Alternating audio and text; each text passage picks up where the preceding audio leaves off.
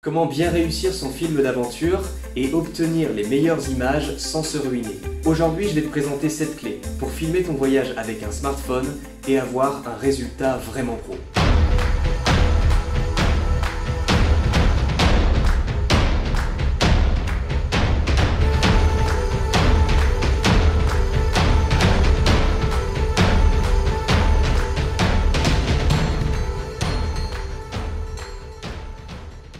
Salut à toi et bienvenue sur ma chaîne Objectif Voyage. Passionné d'aventure, j'aime traverser des pays à vélo, descendre des rivières en kayak et découvrir le monde qui m'entoure à pied ou en stop. J'ai toujours filmé mes voyages parce que c'est pour moi une excellente manière d'immortaliser les souvenirs et les rencontres. Ça me permet aussi de partager mes aventures avec mes amis ou sur YouTube une fois rentré chez moi. On se dit souvent qu'il faut un matos de dingue pour faire des vidéos classe. Lorsque l'équipe TV m'a interviewé pour ma descente de la Loire, la caméra valait 15 000 €. Et au passage, ils galéraient même pour trouver une assurance qui accepte de la couvrir. Mais j'ai une bonne nouvelle pour toi et tes économies. La vérité, c'est qu'avec un smartphone, tu peux déjà faire des vidéos et des documentaires vraiment classe. Et c'est bien avec un smartphone que je filme mes aventures. Tu me crois pas? Regarde ces images. Voici des vidéos prises avec un smartphone à 300 €.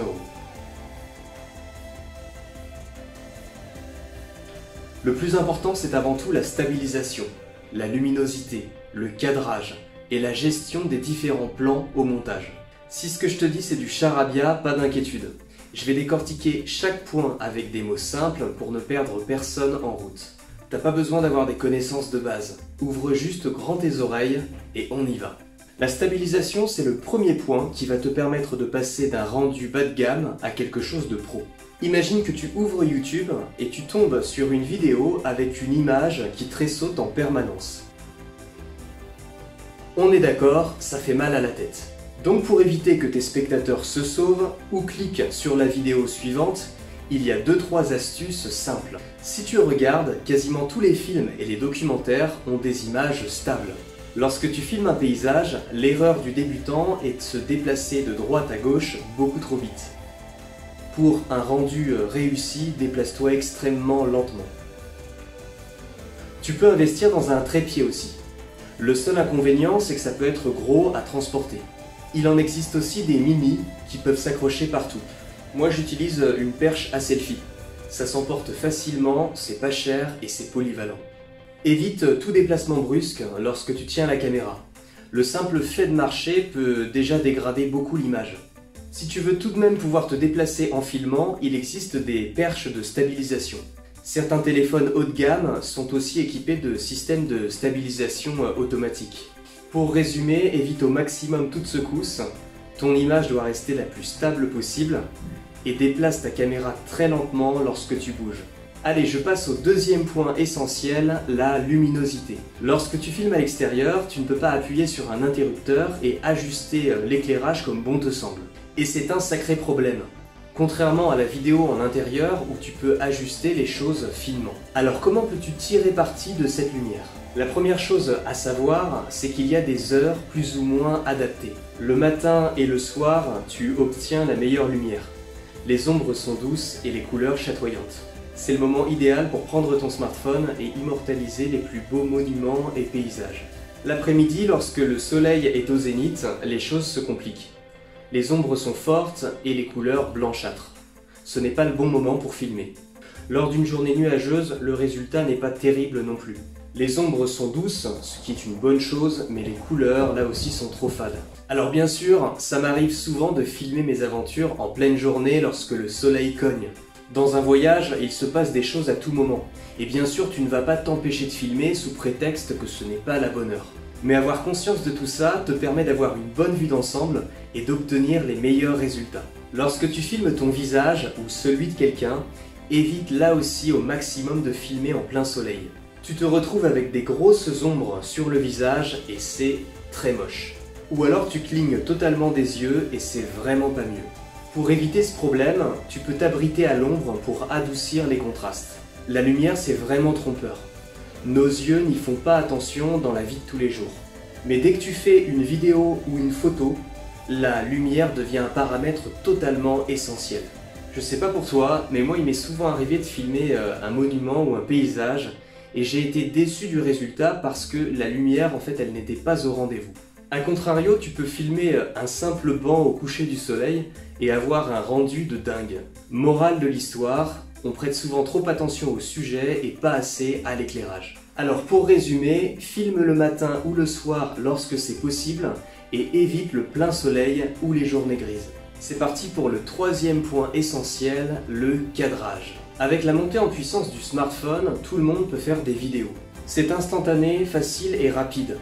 Mais si tu veux faire des films qui retiennent l'attention, il va falloir te démarquer et puis aussi faire appel à ta créativité.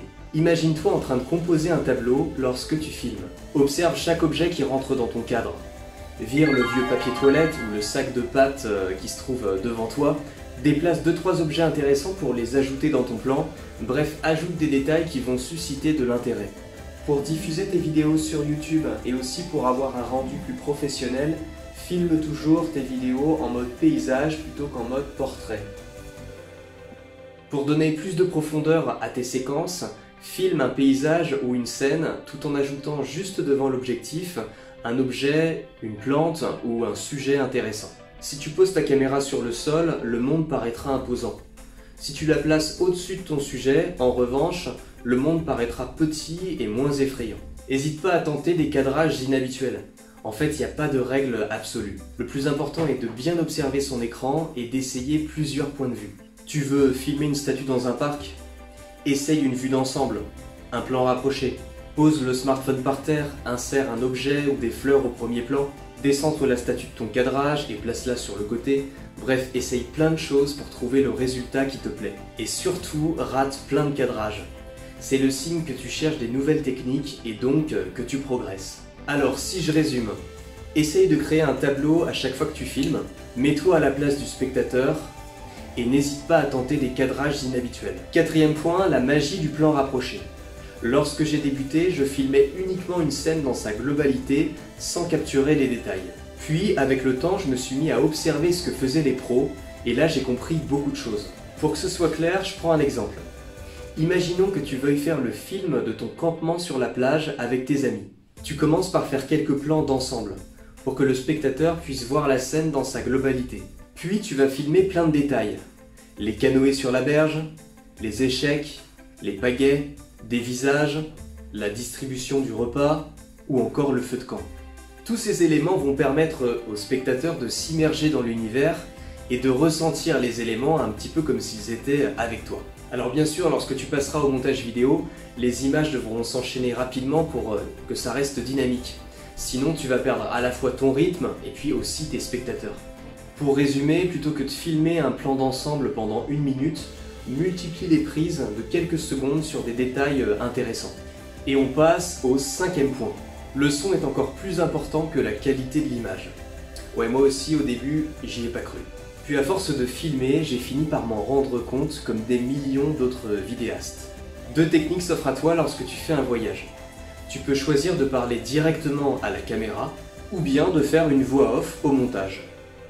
Le rendu de ton film ne sera pas le même, c'est vraiment une question de goût. Lorsque tu parles à la caméra, ça donne un côté live assez sympa. Par contre, gare au vent qui te flingue tout ton audio. Tu veux un exemple? Allez, je t'en mets un juste pour le plaisir des oreilles.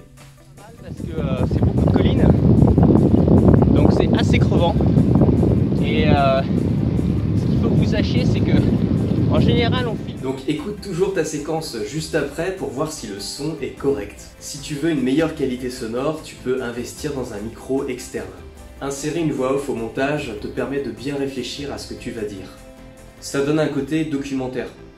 Posé tranquillement chez toi, tu peux même écrire le texte à l'avance, puis le lire. Dans mes voyages, j'alterne live et voix off, sans oublier de rajouter de la musique pour mettre encore plus d'ambiance et créer aussi plus d'émotion. Allez, 6e point. S'il y a bien une chose sur laquelle un smartphone est mauvais, c'est le zoom. Pour que tu puisses bien comprendre, je vais t'expliquer la différence entre un zoom optique qu'on trouve sur les réflexes et autres appareils et un zoom numérique qu'on va trouver sur un smartphone. Le zoom optique permet de se rapprocher du sujet sans dégrader la qualité de l'image. On utilise un ingénieux système à focale variable. Du coup, en utilisant cette technique, la qualité de ton image ne se dégrade pas. Mais avec un zoom numérique, comme sur les smartphones, l'appareil va simplement zoomer dans l'image. Résultat, la qualité va se dégrader. En gros, c'est comme prendre une photo et la grossir ensuite énormément. Au bout d'un moment, en fait, la netteté va diminuer et donc tu vas voir les pixels. Alors bien sûr, lorsque tu filmes avec ton téléphone et que tu visionnes ensuite la vidéo, le résultat n'est pas trop dérangeant parce que l'écran en fait est très petit. Mais si tu regardes ta vidéo sur un ordinateur ou une télévision, tu te rendras compte rapidement que l'image est inexploitable. Récemment, de nouveaux smartphones sont sortis et commencent à proposer des zooms optiques. L'ultra miniaturisation des smartphones complique cependant beaucoup les choses. C'est pour ça que le smartphone, en termes de zoom, est l'un vraiment des plus mauvais élèves. Les progrès technologiques sont ahurissants. Et ce que je dis aujourd'hui ne sera peut-être plus vrai dans quelques années. Mais pour résumer, évite de trop zoomer dans tes vidéos, car la qualité et la stabilité de ton image risquent de se dégrader. 7e point, savoir observer avant tout. Lorsque tu regardes un documentaire ou la dernière vidéo de ton youtubeur favori, prends le temps d'observer les techniques. Comment fait-il ses cadrages? Il filme à quelle heure de la journée? Les séquences vidéo s'enchaînent-elles rapidement ou le plan est-il au contraire statique? Y a-t-il une musique en arrière-plan que tu n'avais jamais remarqué avant? Autant de détails qui te permettront de filmer comme un pro. Et en bonus, si tu veux te mettre au montage vidéo, je te passe le nom de 2 logiciels que j'ai utilisés pour réaliser tous mes films de voyage. Le premier s'appelle Kdenlive. C'est un logiciel libre et gratuit. L'interface est claire et la prise en main relativement aisée. Et si tu as un budget de 60 €, tu peux acheter le logiciel Filmora qui te permettra de réaliser des vidéos encore plus sympas avec des effets de titre et autres. Et d'ailleurs au passage, cette vidéo a été montée avec ce logiciel. Je te mets les liens dans la description ci-dessous. Bon là-dessus, amuse-toi bien et bon voyage à toi. Ciao!